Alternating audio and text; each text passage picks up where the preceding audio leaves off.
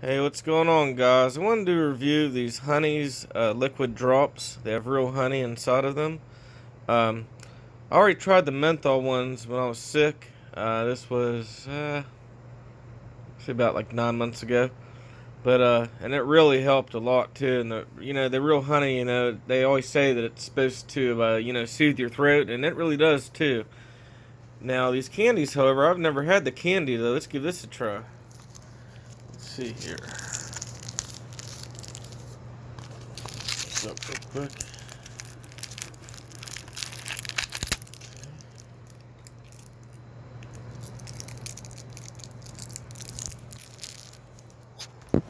One minute, there it goes.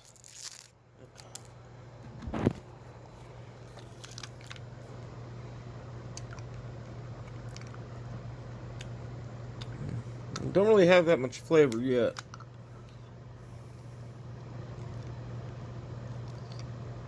Let's take forever to get. Let me just bite on here a little bit, guys. Mmm. Wow, that is great.